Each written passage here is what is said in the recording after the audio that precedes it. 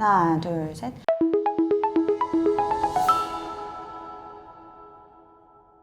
안녕하세요. 저희는 AMP인 글로벌 광고 퍼포먼스 본부 이한별, 권소연 마케터입니다. 네, 오늘은 어떤 것들을 준비했을까요? 오늘은 이제 광고주분들이 많이 질문해 주시는 것들 위주로 저희가 좀 재밌게 답변하는 시간을 가져보고자 OX 컨텐츠를 한번 준비를 해봤습니다. 그렇죠? 네, 맞습니다. 그래서 일단은 그걸 먼저 말씀드리기 전에 큰 틀 안에서 이제 업종별로 추천되는 매체와 그리고 이제 테스트 기간 등에 대해서 먼저 간략하게 말씀드리고 이제 본격적인 OX 퀴즈 들어가도록 하겠습니다. 그러면은 이제 업종별로 나누는데 보통 제품을 판매하는 이커머스 그리고 데이터를 수집하는 DB 업종 이렇게 크게 두 가지로 업종을 나누고 그 중에서도 이제 제품을 판매하는 이커머스 업종 같은 경우에는 보통 검색 광고 중에서 쇼핑 검색을 많이 하지만 이 한 가지 매체로는 아무래도 경쟁도가 좀 높다 보니 다른 매체랑 미디어 믹스를 같이 진행을 하고 있습니다. 그렇기 때문에 바이럴, 배너 광고를 함께 집행을 하고 있는데요. 이 안에서도 저관여 제품 같은 경우에는 블로그 기자단이나 체험단 등 바이럴 그리고 배너 광고에 예산을 좀 집중하는 면이 있습니다.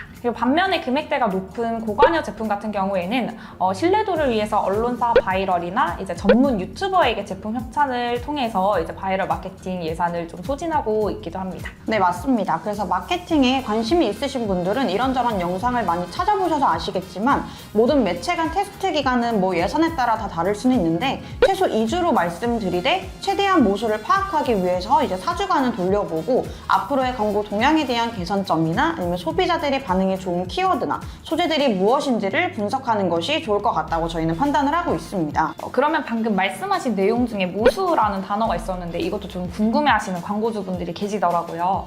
그래서 사전적인 의미로 모수란 모집단의 특성을 나타내는 값이라고 생각을 해주시면 되고 이제 저희 마케터들 사이에서는 이제 간단하게 광고를 통해 수집할 수 있는 해당 매체, 제품들의 평균 데이터 값이라고 생각을 해주시면 좋을 것 같습니다. 이 데이터를 기반으로 광고 전략을 세우고 있습니다. 그렇기 때문에 데이터 모수가 많이 쌓일수록 정확도가 높아지겠죠? 맞습니다. 그러면은 그 다음 DB 업종에 대해서 좀 설명을 해주시면 좋을 것 같은데요. 네, 알겠습니다. 그럼 DB는 이제 대부분 파워링크 검색 광고, 메타 잠재 고객 양식을 활용한 DB 수집, 그리고 배너 광고 집행을 진행을 하는데요.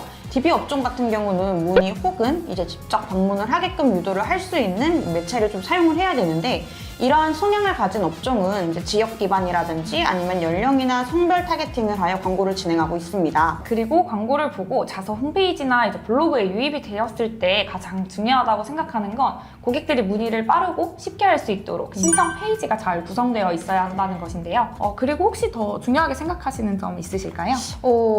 일단 저는 DB 업종 마케팅을 할 때 좀 가장 중요하게 생각하는 건 아무래도 DB 단가라고 생각을 하는데요.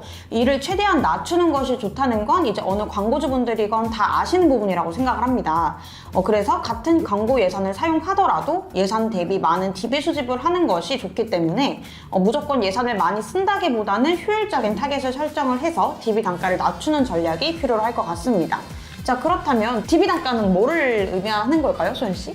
이건 쉽게 생각해서 DB를 수집했을 때 들어가는 비용이라고 생각을 해주시면 되는데 쉽게 예시를 들자면 만약에 제가 광고비로 100만 원을 사용을 했는데 DB 문의가 10건이었어요. 그러면 DB당 단가는 10만 원이고 반대로 10만 원을 광고비로 사용했는데 문의가 10건이 들어왔어요. 그럼 DB당 단가는 만 원이겠죠. 그럼 같은 10건을 수집하는데 들어간 비용이 훨씬 차이가 나니까 아무래도 DB당 단가가 낮은 것이 광고 효율이 좋다고 말씀드릴 수 있습니다. 네, 맞습니다. 그러면 지금까지 이제 업종별로 어떤 식으로 진행하면 좋을지에 대해서 간단하게 말씀을 드렸는데 이제 실질적으로 광고를 진행함에 있어서 광고주분들께서 많이 궁금해하셨던 내용 이제 이런 질문들에 대해서 답변하는 시간 가져보도록 하겠습니다. 그러면 제가 먼저 질문을 드려볼게요. 네. 그래서 오늘은 OX로 준비를 해보았는데 저희가 질문을 말씀드리면 한번 머릿속으로 답변을 고민을 해보시는 것도 좋을 것 같습니다. 우선 이커머스 업종 같은 경우에는 네이버 검색 광고 품질 지수가 낮으면 노출이 잘 안 되나요? 이 질문 좀 굉장히 많이 받아봤는데요. 저도 혹시 답변 한번 해주실 수 있나요? 네, 우선 요거에 대해서 광고주분들도 한번 생각을 해보시면 좋을 것 같습니다. 자, 3, 2, 1.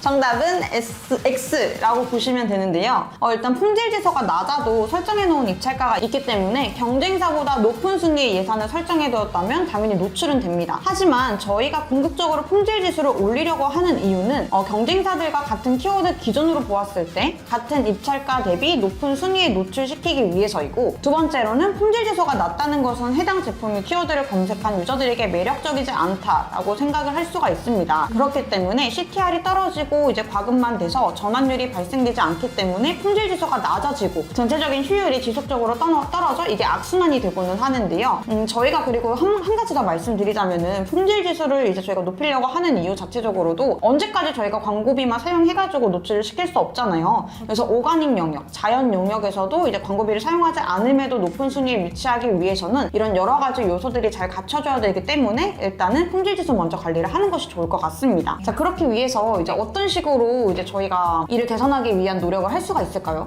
그래서 일단 저는 혹하는 소구를 담은 확장 소재, 텍스트나 뭐 이미지를 적절하게 잘 사용하는 것이 좀 중요하다고 생각을 하고요. 그리고 제품에 따라서 주로 전환이 발생되는 시간대가 또 다르기 때문에 이런 시간대를 분석을 해서 시간대별로 입찰가를 다르게 설정을 한다거나, 전환이 발생되지 않는 시간대에는 광고를 아예 오픈시켜버리는 등의 방법을 사용해서 품질 지수를 높일 수 있겠습니다. 네, 맞습니다. 그럼 제가 이제 두 번째 질문 드리도록 하겠습니다. 이 질문도 정말 많이 들었던 것이었는데요. GFA, 그러니까 네이버 측에서 이제 진행을 하는 성과형 디스플레이 광고가 있는데, 이거를 진행하게 되면은 네이버 검색 광고보다 예산을 많이 사용해야 된다고 들었는데 이게 맞는지에 대해서 많이 여쭤봤습니다. 네, 이 질문 정말 많이 들어봤는데 사실 이게 뭐가 딱 정답이다 말씀드리기는 조금 어렵지만 저는 일반적으로는 맞다고 말씀드리고 싶습니다. 예시를 또 들어보자면, 여러분 혹시 네이버 들어가셨을 때 배너에 관심을 두고 좀 많이 보시는 편이신가요? 사실 그렇지는 않거든요. 하지만 일단 네이버는 온 국민이 사용을 하는 매체이기 때문에 노출수 자체는 높습니다. 그래서 예산을 많이 사용할 수밖에 없는 구조이고, 검색 광고처럼 고객의 니즈로 원하는 키워드를 검색해서 노출하는 형태가 아니라 관심이 있을 만한 유저들에게 저희가 먼저 노출을 시킬 수 있도록 타겟을 설정하고 노출하는 방식으로 진행하고 있습니다. 그래서 타겟을 좁힐수록 경쟁도가 높아지기 때문에 아무래도 노출당 단가가 올라가서 검색 광고보다는 예산을 더 많이 사용해야 하는 매체는 맞습니다. 혹시 이어서 더 설명해 주실 수 있나요? 맞아요. 그리고 GFA에서 가장 영향을 많이 받는 건 아무래도 소재의 이제 후킹성이라고 볼 수가 있는데요. 사실 저희는 소비자들이 어떤 소재의 반응이 높은지는 테스트를 해보기 전까지는 저희가 확신할 수는 없는 부분이에요. 그렇기 때문에 실시간으로 발빠르게 소재에 대한 효율을 판단을 하고, 그리고 효율이 낮은 소재는 제외를 시키고 또 좋은 거 같은 거를 새로 추가를 하고 하는 과정을 좀 반복해야 되는데요. 하지만 이렇게 소재를 많이 등록하고 뭐 실시간으로 체크를 하는데 예산이 좀 적다면은 소재별로 노출 자체가 다 적게 이루어지기 때문에 이제 효율 테스트를 하기에는 부적합할 수 있습니다. 그래서 최소 300만 원의 예산을 가지고 아무래도 광고를 진행해 보시는 것을 저희는 추천드리고 있습니다. 사실 300만 원이라고 해도 하루에 10만 원 정도라서 맞아요. 효율적인 테스트를 하기에도 그렇게 큰 금액은 아니라고 말씀드릴 수 있습니다. 맞아요. 그래서 이제 장기적으로 매달 300만 원을 좀 사용하시기 좀 어려우신 분들이라고 하면은 이제 초반에는 그냥 예산을 걸어두지 않고 이제 조금 더 저희가 최적화가 빠르게 이루어지기 위해서는 한 일주일 정도나 아니면 4일에서 5일 정도는 이제 예산을 걸어두지 않는 상태에서 노출을 시켜보고, 그 안에서 소재 테스트를 조금 빠르게 한 다음에 좀 안정화가 빠르게 된다고 하면은 이제 아무리 저희가 뭐 300이나 500을 사용을 하더라도 이미 최적화가 되어져 있기 때문에 그 예산을 사용을 안 할 수가 있는 부분이거든요. 그래서 이런 식으로도 진행이 가능할 수도 있겠다라고 생각을 해주시면 좋을 것 같습니다. 그래서 저희가 말씀드린 예산이 꼭 최소 집행 비용은 아니라는 점 좀 참고해 주시면 좋을 것 같습니다.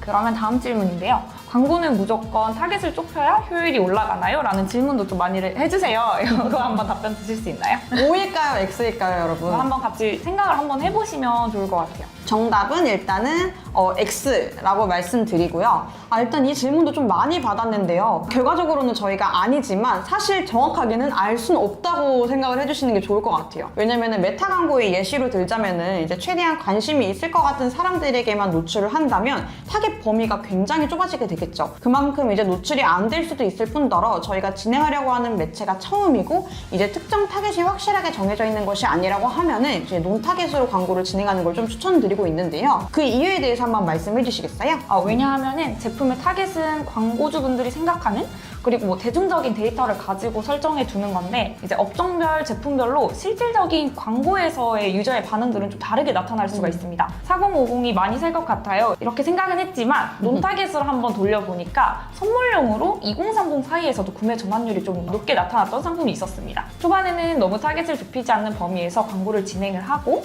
아까 말씀드렸던 모수 데이터를 기반으로 광고 전략을 세우시는 것이 좋겠습니다. 네, 맞습니다. 저희가 앞서 말씀드렸던 것처럼 이제 광고 같은 면에 있어서는 단정을 짓지 않는 게 좀 굉장히 중요한 것 같아요. 뷰티 업종을 아무리 많이 해봤어도 그 브랜드별로 다 다르고 브랜드별로도 타겟이 다 다를 수가 있기 때문에 너무 우리가 그 레퍼런스가 있다고 해서 이거를 너무 단정 지어서 설정을 하기보다는 말씀드렸던 것처럼 논타겟으로 진행을 해서 좀 가능성을 열어놓고 보수 데이터를 쌓아보는 것을 저희는 추천드립니다. 그래서 오늘은 저희가 OX 시리즈가 처음이라서 질문 수가 많지는 않았는데요. 그래도 간단하게 답변하는 시간을 가져보았습니다. 그래서 혹시 궁금하신 점들이 더 있으시다면 언제든지 댓글 달아주시면 저희가 다음 컨텐츠에서 한번 활용해 보도록 하겠고요. 하지만 이제 다음 콘텐츠까지 기다리기 좀 힘든 질문이 있다. 지금 당장 알고 싶다 라고 하시면은 이제 아래 번호로 저희 상담 문의 남겨주시면은 빠르게 답변 드리도록 하겠습니다. 지금까지 권소연 그리고 이한별 마케터였습니다. 감사합니다.